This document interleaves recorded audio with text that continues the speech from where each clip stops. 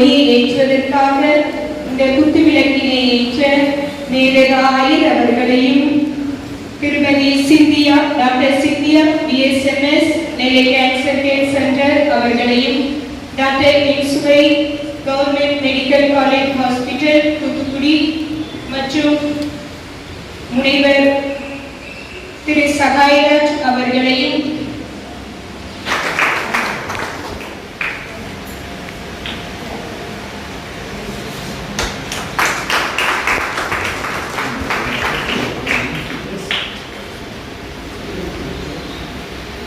இறைவார்த்தைக்கு ஏற்ப நல்ல ஆயனாக இருந்து கொரோனா பேரிடர் காலத்திலும் மக்களை நேரடியாக சந்தித்து உணவுப் பொருட்கள் வழங்கி அவர்களுக்காக ஜெபித்து மக்களை இறைவழியில் நடத்தும் நம் ஆயர் மேதகு முனைவர் ஸ்டீவன் அந்தோணி ஆண்டை அவர்களை வருக வருக என வரவேற்கிறேன்.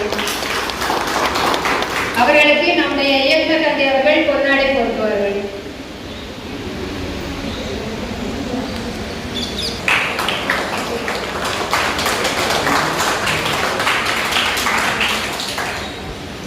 நம் எளிய அழைப்பினை ஏற்று இன்றைய விழாவுக்கு வருகை தந்திருக்கும் மருத்துவர்கள் அனைவரையும் வரவேற்பதில் பெரும் மகிழ்ச்சி அடைகிறேன். மருத்துவர் சைலஸ் ஆரைமோ அவர்களுக்கு நம்முடைய இயக்குநர் தந்தை அவர்கள் பொன்னாடை பொருத்தி கௌரவிப்பார்கள். வரவேற்கிறேன். மருத்துவர் அஜய் பல் மருத்துவர் நம்முடைய தூத்துக்குடி அரசு மருத்துவக் கல்லூரி மருத்துவர் அவர்களை வருக வருக என வரவேற்கிறேன். மருத்துவர் அஜய் அவர்களை வருக வருக என வரவேற்கிறேன்.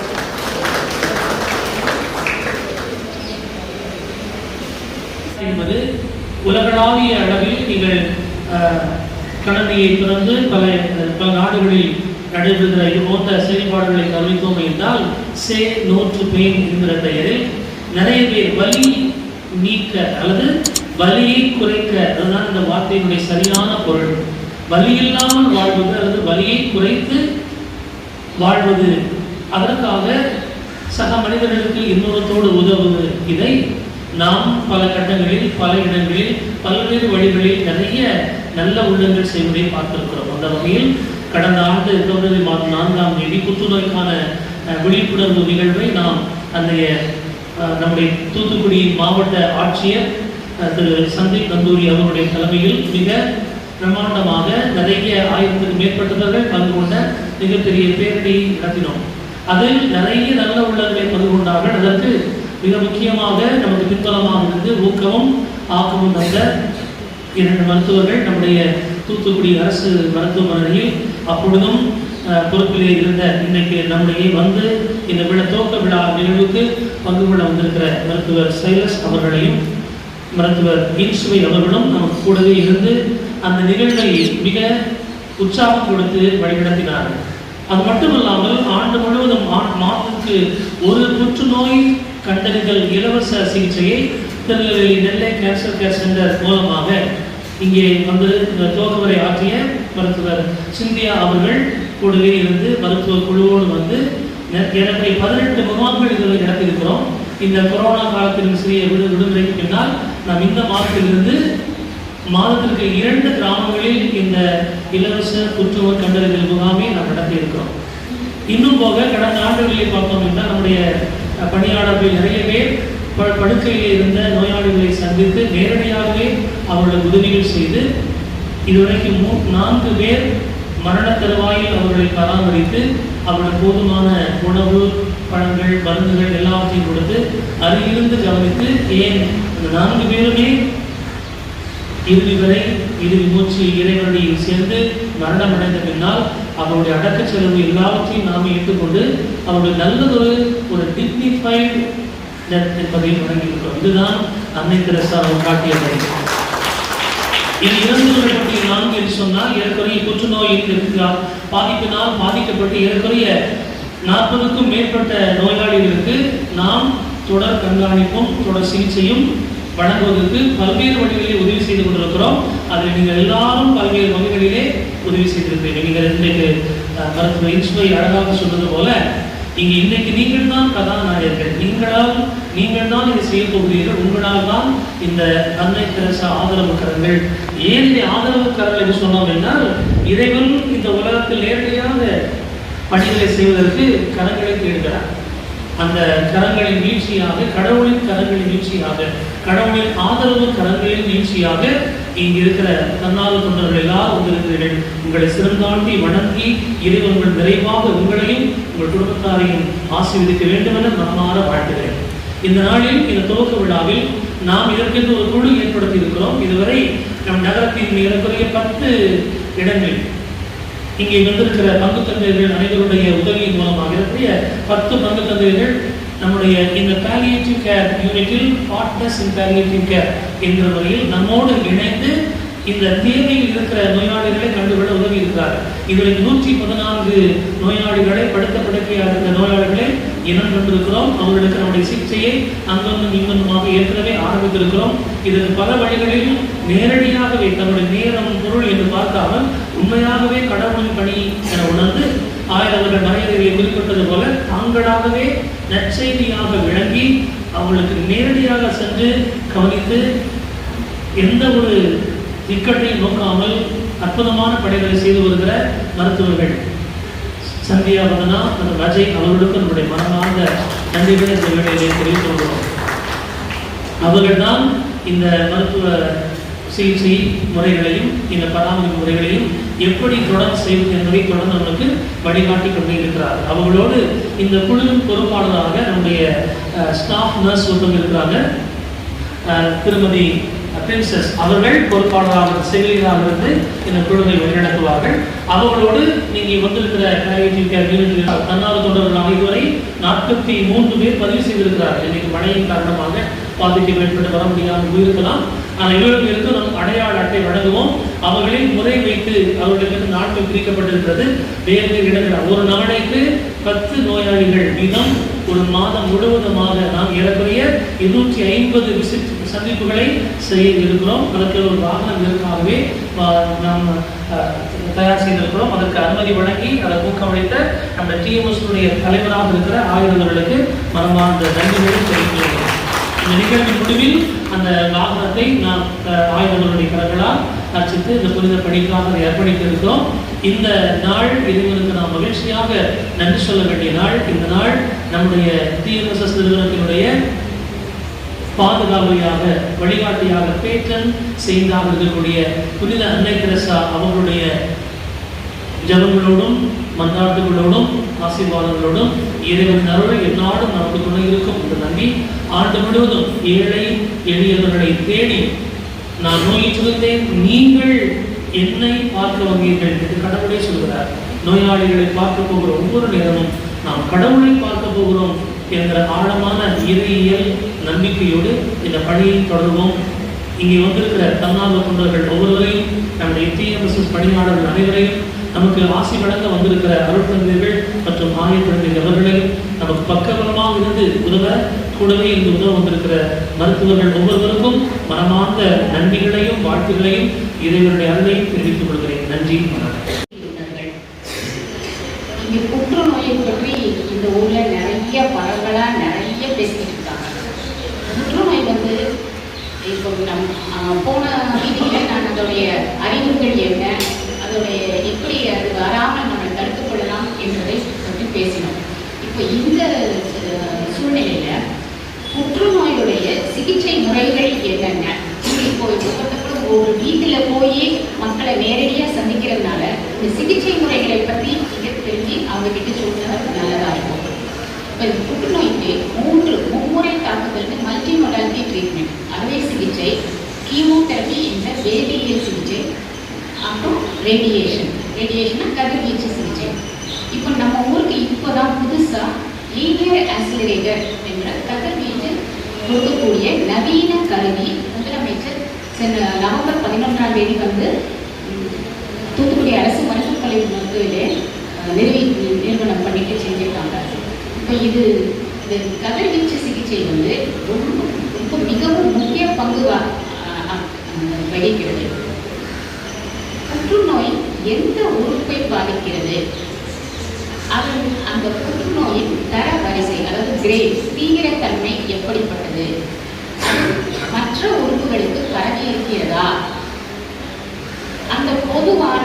General condition of the patient. இந்த 4 முக்கியமான இதுதான் முடிவெடுக்கிறது எந்த சிகிச்சையை நம்ம அந்த பேஷண்ட்டுக்கு கொடுப்பது என்று. சில உறுப்புகளுக்கு அறுவை சிகிச்சை முதல் கட்டமாக இருக்கலாம், சில உறுப்புகளுக்கு கதிர்வீச்சு சிகிச்சை தான் முதல் கட்டம்.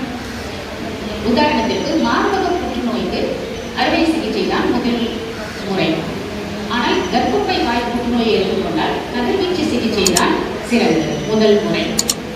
இப்போ பெரிய கட்டியாக இருந்தால் அறுவை சிகிச்சை நிபுணரால் அதை முழுதுமாக அகற்ற முடியாத சூழ்நிலையில் சில நேரங்களில் கதிர்வீச்சு சிகிச்சை ப்ரீ ஆப்ரேஷன் அறுவை சிகிச்சைக்கு முன்னதாகவே கொடுக்கக்கூடிய சூழ்நிலையும் இருக்கிறது. அதே மாதிரி அறுவை சிகிச்சை முடிந்த பின்னாடி மைக்ரோஸ்கோபிக் ஸ்ப்ரெட் அதை தடுப்பதற்கும் ரேடியேஷன் கொடுப்பார்கள்.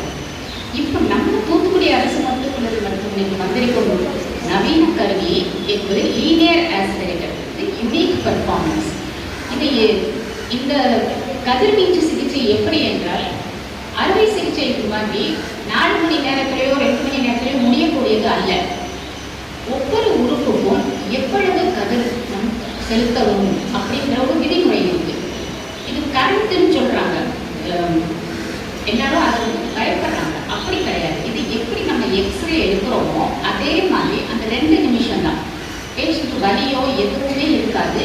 அந்தந்த உறுப்புகளை பொறுத்து எவ்வளவு அந்த நோய் அந்த கட்டி எவ்வளவு ஆழமாக இருக்கிறது, இதை எல்லாத்தையுமே நாங்கள் இப்போ சாஃப்ட்வேர் மூலமாக கம்ப்யூட்டரைஸ் எல்லாத்தையுமே கணக்கு போட்டு அந்த கரெக்டாக அந்த டியூமர் மட்டும் வரைஞ்சி அந்த இடத்துக்கு மட்டும் நம்மளுடைய நோக்கம் என்ன, அந்த கேன்சர் திசு அழியணும். ஆனால் மற்ற அதற்கு பக்கத்தில் இருக்கிற மற்ற எந்த உறுப்புகளும் பாதிக்கப்படக்கூடாது.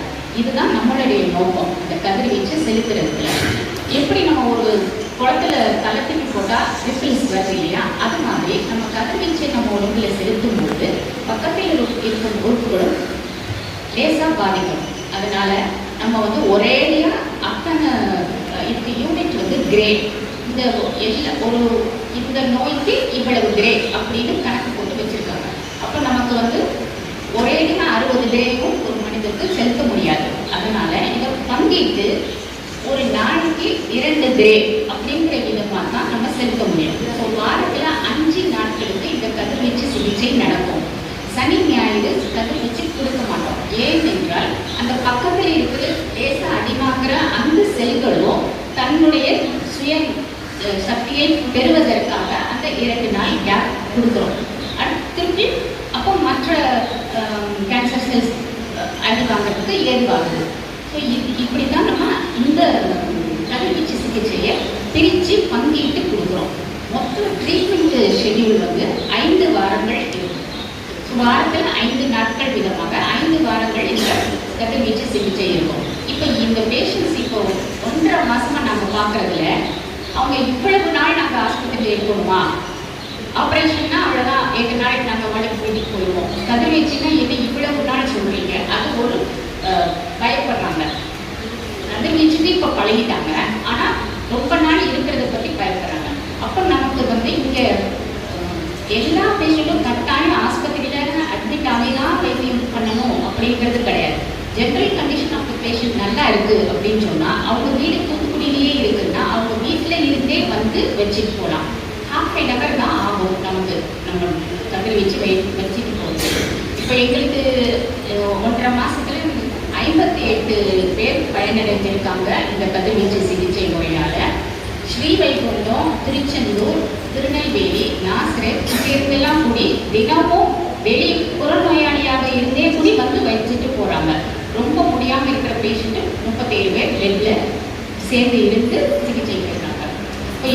இப்போ நீங்கள் ஆஸ் வாலண்டியர்ஸ் இங்கே நம்ம தூத்துக்குடி மருத்துவக் கல்லூரி மருத்துவமனையில் அறுவை சிகிச்சை நிபுணரும் இருக்காரு, கீமோ கொடுக்கக்கூடிய வேதி சிகிச்சை நிபுணரும் இருக்காங்க, நாங்கள் கதிர்வீச்சு நிபுணரும் இருக்கோம். இப்போ ரீசெண்டாக வந்துருக்கிற புது மிஷினும் இருக்குது நம்ம கையில். அதனால் நீங்கள் எல்லாருமே முதல் கட்டத்திலேயே நல்லபடியாக நம்மக்கிட்ட இந்த 3 சிகிச்சைகளையும் நல்லா பயன்படுத்திக்கிட்டாங்கன்னா அந்த பாலியேட்டிவ் கேருக்கு போகிறது கொஞ்சம் குறையும். கொஞ்சம் சீக்கிரமே பாலியேட்டிவ் கேருக்கு போயிட மாட்டாங்க. குணமாகி 5-6 வருஷம் தன்னுடைய குடும்பத்துக்கு நல்ல உபயோகமா இருந்து பின்னே லாஸ்ட் ஸ்டேஜஸ்ல பேலியேஷனுக்கு போகலாம். அதை நீங்க கொஞ்சம் எடுத்து வைக்கணும்.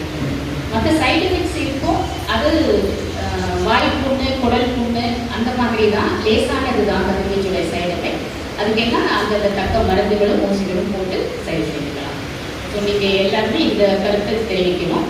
ஒன்றே ஒன்று, அதாவது ஏன் இந்த நோய்கள் எல்லாம் நம்மளை ஏன் தாக்குது, எல்லாமே இப்போ ஸ்ட்ரெஸ் அண்ட் டென்ஷன் அப்படின்னு தான் சொல்கிறாங்க. நம்ம ஒரு செயலை செய்கிறதுக்கு முன்னாடி அதில் முழு ஈடுபாட்டுடன் ஒரு மன நிறைவோட நிதானத்தோட சந்தோஷத்தோட செஞ்சோம்னா அந்த செயல் நிச்சயமா அதனுடைய முழு பலனையும் நம்மளுக்கு கொடுக்கும். இப்போ ஒன்றே ஒன்று, எங்கள் தாத்தா எப்பவுமே என்கிட்ட சொல்லுவார், eat while you eat, play while you play, pray while you pray, work while you work, and sleep while you sleep. That is the way for a healthy, wealthy and peaceful life. So நம்ம எல்லாரும் இதையே follow பண்ணுவோம். நன்றி. முதியவர்களை மதிக்க வேண்டும், பாதுகாக்க வேண்டும், அவர்கள் அருகில் இருக்க வேண்டும், அவர்களோடு அன்பாக பேச வேண்டும், அவர்களை புரிந்து கொள்ள வேண்டும் என்றெல்லாம் சொன்னார்கள். ஆனால் நானே சில சமயத்தில் இப்படிப்பட்ட பெரியவர்களோடு அவர்களுடைய பிஹேவியர் சொல்லுவாங்க இல்லையா, இதெல்லாத்தையும் ரொம்ப கடுப்பாகி அவங்கள்ட்ட கொஞ்சம் கடுமையாக பேசியிருக்கிறேன். சில சமயத்தில் அவங்களை புரிந்து கொள்ள முடியவில்லை, சில சமயத்தில் பர்சிஸ்டண்டாக அவங்க நெகட்டிவாகவே எல்லாத்தையும் பேசிட்டு இருக்கிறாங்க. இவைகளெல்லாம் புரிந்து கொண்டு அவர்களுக்கு ஒரு தேவதூதரை போல கடைசி வரைக்கும் பாதுகாக்கிறது ஒரு தெய்வீக குணம் என்று நினைக்கிறேன். அந்த தெய்வீக குணத்தை நீங்கள் பெற்று வாழ வேண்டும் என்று ஆண்டவரை நான் பிரார்த்திக்கிறேன். இது பேசுவது எளிது, இதை செயல்படுத்துவது மிக மிக கடினம். பெரியோர்களை புரிந்து கொள்வது, சொன்னதையே 50 தடவை சொல்லிக்கிட்டு இருப்பாங்க. நான் பெரியவன், நான் பஞ்சாயத்து மெம்பராக இருந்தேன், நான் டாக்டராக இருந்தேன், அதையே சொல்லுவாங்க. நமக்கு மிகுந்த கஷ்டமாக இருக்கும். அதை புரிந்து கொள்வதுதான் தெய்வீக செயல். எப்பொழுது அவர்களை புரிந்து கொண்டு அவர்களை ஏற்றுக்கொள்ள முடிகிறதோ அப்போ நீங்க எல்லாரும் உண்மையாகவே அன்பு கரங்களையும் அன்னை தெரசா கரங்களையும் நீட்டியவர்களாக இருப்பீர்கள். காலம் சென்று விட்டது. ஒரே ஒரு கதையோ நிகழ்ச்சியோ தெரியவில்லை. அதை மட்டும் உங்களோடு கூறிக்கொண்டு என்னுடைய உரையை பிடித்துக் கொள்ளலாம் என்று நினைக்கிறேன். மாமியார் மருமகள் தானே, மாமியாருக்கும் மருமகளுக்கு என்றைக்கும் சண்டை. அதனால் மருமகள் இளமையாக இருந்தாள், எப்பொழுது சாக மாட்டாளா அப்படின்னு ரொம்ப ஆசையோடு இருந்தாள். மருத்துவரிடம் சென்று, இந்த மாமியாருடைய தோட்டம் எனக்கு பிடிக்கல, நமக்கு கொஞ்சம் டேப்லெட் கொடுங்க, அதில் நெஞ்சை கலந்து கொடுங்க, உடனடியாக சென்று போயிட்டோம்னா சிகிச்சையெல்லாம் பார்த்து அவங்கள மருந்து வச்சு கொண்டு விடுவாங்கன்னு சொல்லிடுவாங்க. அதனால சாப்பாடோட மருத்துவ அந்த டேப்லெட்ஸோட நீங்க மருந்து கலந்து கொடுங்க, ஒரு 6 மாசத்துல அவங்க செத்து போயிடணும் அப்படின்னு அந்த டாக்டர்கிட்ட போய் காசெல்லாம் கொடுத்து அந்த டேப்லெட் எல்லாம் வாங்கி அவங்கள சாகடிக்கிறதுக்கு ஆயத்தமா இருந்தாங்க. அப்பொழுது அந்த டாக்டர் சொல்லிவிட்டாரு, 6 மாசத்துல அவங்க செத்துருவாங்க அப்படின்றது உறுதியாயிடுச்சு. நான் மருந்து கொடுத்துருவேன், ஆனா இனி நீ ஒண்ணு செய்யணும். இந்த 6 மாசமாவது அவங்க அமைதியாக, நீ முணுமுணுக்காம, அடிக்காம, உதைக்காம, மனசை புண்படுத்தாம நல்ல விதமாக நீ நடந்து கொள்ள வேண்டும் அப்படின்னு உறுதிமொழி வாங்கிவிட்டார். அதே போல இந்த அம்மா தன்னுடைய ஆட்டிடியூட மாற்றிட்டாங்க. இதுவரைக்கும் எதிர்ப்பு குணத்தோடு இருந்தாங்க. இப்பொழுது கொஞ்சம் கொஞ்சமாக அவர்களுக்கு அந்த உணவை விட்டும் பொழுது அன்போடு கொடுக்கிறது. அவங்களுடைய இருமல் ரோனியா அந்த கைதியே வாங்கிக்கிறது, முதுகெல்லாம் தொடச்சு கொடுக்கிறது. எல்லா விதமான செயல்களை எல்லாம் அன்போடு கவனிச்சாங்க. அந்த மாமியார் அப்படியே அசத்து போயிட்டாங்க. நாள் செல்ல செல்ல இவர்கள் இருவரிடையே உறவு அதிகமானது. அந்த 3 மாசம் ஆகிவிட்டது, 4 மாசம் ஆகிவிட்டது. அந்த மாமியாரை பிரிப்பதற்கு இந்த அம்மாவுக்கு மனசே இல்லை. ஒரு பெரிய கொலை செஞ்சுட்டோமோ, ஒரு பெரிய குற்றம் செய்து விட்டோமோ என்று சொல்லி மனதுக்குள்ள ஒரு உறுத்தல். அதனால 5வது மாசம் கடைசியில இன்னும் 1 மாசம் தானே அம்மா இருக்கிறாங்க, அவங்க செத்துருவாங்களோ அப்படின்னு பயந்து அந்த டாக்டர்கிட்ட போய் சொல்றாங்க, டாக்டர் எங்க மாமியாரை நான் ரொம்ப அதை நேசிக்கிறேன், தெரியாம அந்த நேரத்துல இருந்த அந்த மனநிலையோடு வந்து அவங்க செத்து போகணும் அப்படின்னு சொல்லி நஞ்சு கலந்த மருந்தையும் உணவையும் கொடுப்பதற்காக உங்களிடம் வேண்டினேன். என்னை மன்னித்து விடுங்கள். அவர்களை காப்பாற்றுவதற்கு ஏதாவது உபாயம் இருக்கிறதா என்று சொல்லி கேட்டார். அப்பொழுது டாக்டர் சிரிச்சுக்கிட்டே சொல்லுவாரு, அம்மா உங்களுக்கு கொடுத்த மருந்துல நான் எந்த நஞ்சும் கலக்கல. அவங்க 6 மாசத்துக்கு பிறகு செத்தே போக மாட்டாங்க அப்படின்னு எனக்கு தெரியும். நீங்க மாறணும், அதுக்காகத்தான் நான் இந்த விதமான ஒரு டிவைஸ் பண்ணினேன், ஒரு பிளான் பண்ணினேன். அதுல நான் ஜெயிச்சுட்டேன். பாருங்க, நாம் எல்லோரும் நம்ம பக்கத்துல இருக்கிறவங்க மாறணும் அப்படின்னு பாக்குறோம் இல்லையா? ஆனா உண்மையிலே மாற வேண்டியது யாரு? நம்ம தான்.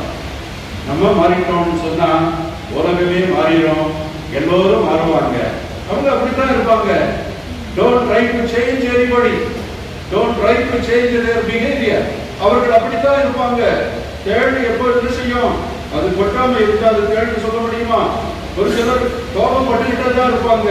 அது அவர்களுடைய நேச்சர் ஆகிடுச்சு. ஒரு சிலர் ஒரு மாதிரி ஒன்றை பற்றி பேசிக்கிட்டே இருப்பாங்க. அது அவர்களுடைய நேச்சர் ஆகிடுச்சு. இதை புரிஞ்சுக்கிட்டு அந்த கடைசி காலங்கள்ல அவர்களுக்கு ஒரு தேவதூதர்களாக நீங்க இருந்தீங்கன்னு சொன்னா அதை விட மேலே இல்லைங்களா? அதைத்தான் இயேசு செய்தார். எல்லா மக்களையும் சந்தித்து உங்களை கடவுள் அன்பு செய்கிறார், நானும் அன்பு செய்கிறேன். கடைசியில் அது சொல்லுவாங்க இல்லையா? விபச்சாரத்துக்கு ஒரு பெண் பிடிபட்டால் இந்த உலகமெல்லாம் சேர்ந்து அவரை கல்லால் அடித்து கொள்ள வேண்டும் என்று வந்தது.